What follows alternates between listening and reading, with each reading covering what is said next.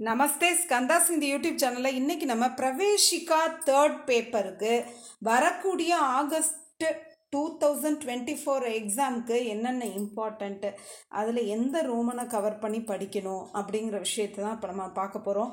Praveshika third paper 100 மார்க்ஸுங்கிறத 2 பார்ட்டாக பிரிச்சிருக்காங்க. 50 marks Hindi, 50 marks Tamil. First part Hindi.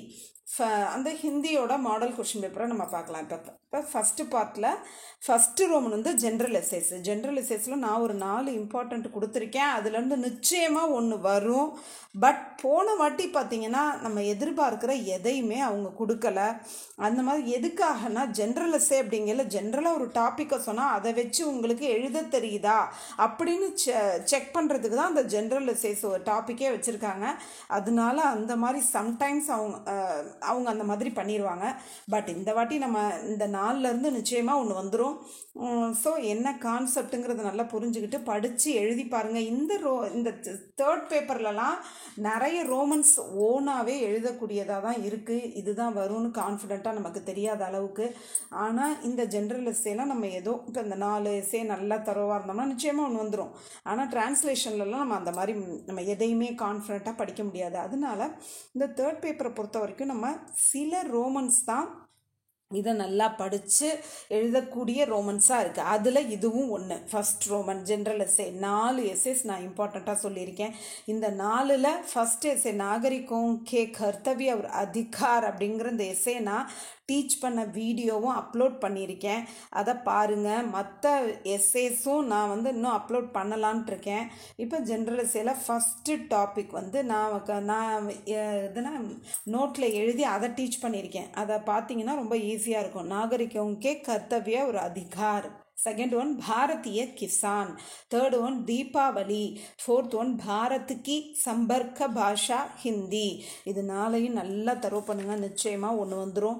அடுத்தது செகண்ட் ரோமன் லெட்டர் ரைட்டிங். இது நம்ம படித்து மார்க் எடுக்கக்கூடிய ஒரு ரோமன். இது அந்த இதனால் லெட்டர் ரைட்டிங் ஃபார்மேட்டை தெரிஞ்சுக்கிட்டு அதோட கான்செப்டை புரிஞ்சுக்கிட்டு நீங்கள் நல்லா எழுதி பார்த்து ப்ராக்டிஸாக இருந்தீங்கன்னா இந்த 8 மார்க்கில் நம்ம ஒரு 6 மார்க்காவது எடுத்துடலான்னு வச்சுக்கோங்களேன். அடுத்து தேர்ட் ரோமன் வந்து இப்போ லெட்டர் ரைட்டிங்லாம் லாஸ்ட் டைமில் இல்லை விஷாரத் பூர்வம் அதிலலாம் எடுத்துக்கிட்டிங்கன்னா நிறைய இருக்குது. ஒரு 20 லெட்டர் ரைட்டிங்ஸ்லாம் இருக்குது. இதில் 6 தான் இருக்குது. உங்களால் முடிஞ்சால் அந்த 6ஐயுமே இல்லை போன வாட்டி எக்ஸாமுக்கு வந்து அந்த 2 மட்டும் விட்டுட்டு மற்ற எல்லாத்தையுமே நல்லா தரவாக எழுதி பார்த்து ப்ராக்டிஸாக இருந்தீங்கன்னா இந்த ரோமனில் கான்ஃபிடெண்ட்டாக மார்க் எடுக்க முடியும். நான் சொன்ன இந்த 3லேருந்து ஒன்று வந்துடும். அடுத்து தேர்டு ரோமன் வந்து ஃபார்ம் ஃபில்லப்பிங் வந்து ஒரு ஃபார்ம் நம்ம பேங்க்கு போகிறோம் இல்லை போஸ்ட் ஆஃபீஸ்க்கு போகிறோம். ஃபார்ம் வந்து ஹிந்தி அண்ட் இங்கிலீஷில் தான் இருக்குது. நமக்கு அதை ஃபில்லப் பண்ண தெரியல, மற்றவங்களை கேட்டு பண்ணுறோங்கிறதுக்காண்டி ஒரு ஹிந்தி படித்த ஸ்டூடெண்ட்டை அந்த ஃபார்மெல்லாம் ஃபில்லப் பண்ண தெரிஞ்சிருக்கணுங்கிறதுக்கு இந்த ஒரு யூஸ்ஃபுல்லான ஒரு ரோமனை அட்டாச் பண்ணியிருக்காங்க. அதை வந்து நம்ம ரொம்ப ஈஸியாக இருக்குது. ஒரு ஃபில்லிங் த பிளாங்க்ஸ் மாதிரி தான் இருக்குது. ஒன்றுனா அந்த டேஷில் இப்போ நம்ம நேம் எழுதுனா நேம் எழுத வேண்டியதான். 2னா அதில் டேட்டுனா டேட் எழுத போகிறோம். அந்த மாதிரி இந்த ஃபார்ம் ஃபில்லப்பிங் இந்த ரோமன் வந்து 7 மார்க்ஸுக்கு இருக்குது. ரொம்ப ஈஸியான ரோமனு. இப்போ இதில் வந்து 7 டேஷஸ் இருக்கும். 7ஐயும் நம்ம கரெக்டாக எழுதிட்டோம்னா 7 மார்க்ஸ் வந்துடும். அதாவது எப்படி இந்த மேக்ஸ்லலாம் நம்ம கரெக்டாக போட்டோம்னா மார்க் வந்துடும். அது மாதிரி இந்த ரோமன் அப்படியே மார்க் எடுக்கக்கூடிய ரோமன். அடுத்து சம்மரி ரைட்டிங்கில் பார்த்தீங்கன்னா ஒரு 10 இருக்கும். எல்லாத்தையும் படித்தோம்னா தான் எது வரும்னு தெரியாது. இதில் நமக்கு சாய்ஸும் கிடையாதா. அதனால நம்ம வந்து இது எல்லாத்தையுமே தான் படித்தாகணும். 5 மார்க்ஸுக்கு ஓனாக எழுதினாலே கொஞ்சம் மார்க் போடுவாங்கன்னு வச்சுக்கோங்களேன். ஆனால் அதில் கான்செப்ட் நம்ம புரிஞ்சுருக்கோம்ல. அதனால் எல்லா லெசனில் உள்ள சம்மர் ரைட்டிங்கும் வாட்ச் பார்த்து ப்ராக்டிஸ் பண்ணுங்கள். Translation Hindi to English and English to Hindi 2மே இப்படி தான். எது வரும்னே நமக்கு சொல்ல முடியாது. ஏன்னா இதுக்கெல்லாம் சாய்ஸ் கிடையாது. எனி ஒன் தான் கேட்க போகிறாங்க. அது எப்படி வேணாலும் கேட்பாங்க. ஸோ இந்த தேர்ட் பேப்பர் பார்ட் 1 பொறுத்த வரைக்கும் நீங்கள் இந்த ஃபஸ்ட்டு 3 ரோமன்ஸ் நல்லா படித்து மார்க் எடுக்கக்கூடிய ரோமன்ஸ், அதை நல்லா கவனமாக படிங்க. தமிழ் வந்து செகண்ட் பார்ட் வந்து தமிழ். அதில் பார்த்தீங்கன்னா ஃபஸ்ட் ரோமன் வந்து திருக்குறள். இதில் வந்து 20 குறள் இருக்குது. இதில் 4 கொடுத்து 2 எழுத சொல்கிறாங்க. ஒன்றுக்கு 5 மார்க்கு. இந்த ரோமனுக்கு 10 மார்க் வந்துடுது.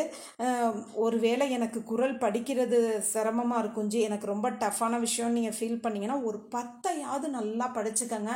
மற்ற கொஷின் ஆன்சர்ஸை நீங்கள் படித்து எழுதுறதை விட திருக்குறள் 2 வரி திருக்குறளை நீங்கள் ஒரு பாட்டு மாதிரி பாடி அப்படியே எழுதி பார்த்து ஸ்பெல்லிங் மிஸ்டேக் வந்துச்சுன்னா திரும்ப திரும்ப கரெக்ஷன் பண்ணி நல்லா எழுத ப்ராக்டிஸ் பண்ணிட்டீங்க அப்படின்னா இதுலேருந்து 10 மார்க் எடுத்துடலாம்.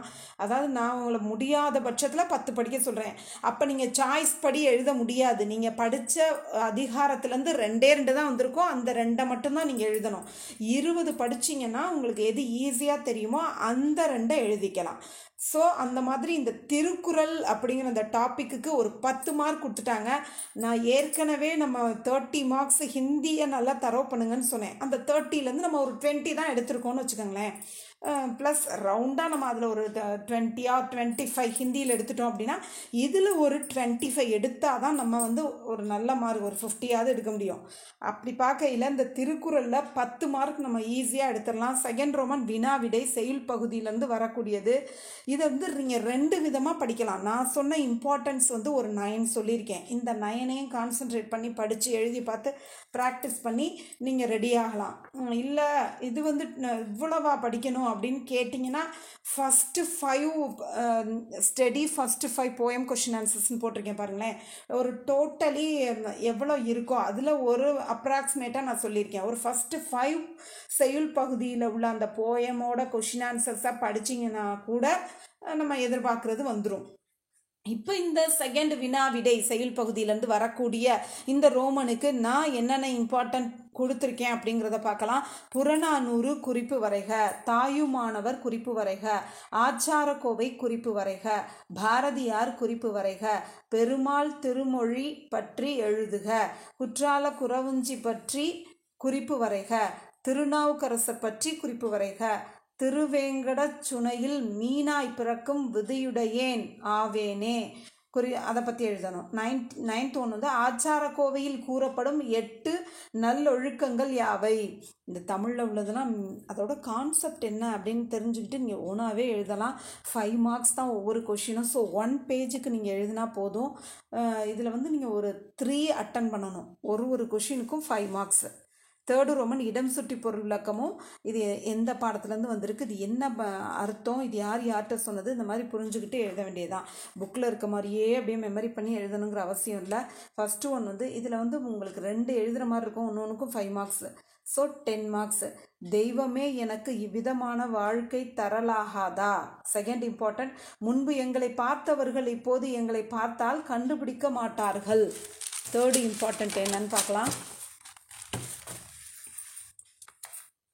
இறைவனாவது இறந்து போவதாவது என்று கேட்க வேண்டும் போல் இருக்கிறதல்லவா. Fourth one.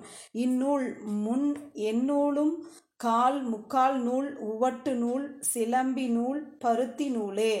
Fifth one. எவ்வேடு தேடி நீ எந்நாட்டில் எப்பதியில் எவ்வீடு நோக்கி இன்று ஏகினையோ. Sixth one. தம் மகனை சான்றோனாக்குதலும் அவனை அவையத்து முந்தியிருக்க செய்தலும் பெற்றோருக்குரிய கடமையாகும். இந்த 6 நல்லா படிக்கும்போது நமக்கு அங்கே எழுத போகிறது நம்ம 2 தான் எழுத போகிறோம். 10 மார்க்ஸ். இப்போ தமிழ் டாபிக்ஸை பொறுத்த வரைக்கும் எல்லாத்தையும் என்னால் கவர் பண்ணி படிக்க முடியல அப்படின்னு நீங்கள் நினச்சிங்கன்னா ஒரு 3 ரோமன்ஸையாவது கவர் பண்ணுங்கள். ஃபஸ்ட்டு 10 மார்க் வந்திருக்கு. அடுத்ததுக்கு ஒரு 15 மார்க்ஸ் சொன்னேன். அடுத்து இப்போ இந்த இடம் சுற்றி பொருளுக்கும் ஒரு 10 மார்க்ஸ் சொல்லியிருக்கேன். அந்த மாதிரி மார்க்ஸை கால்குலேட் பண்ணி அதில் உள்ள இம்பார்ட்டன்ஸை நல்லா தரவு பண்ணிட்டீங்கன்னா அந்த ரோமனுக்கான மார்க்கு உங்கள் கையில் இருக்குது. அது ஒரு 10 அப்படின்னா ஒரு 7ஆவது நீங்கள் எடுத்துடலாம்.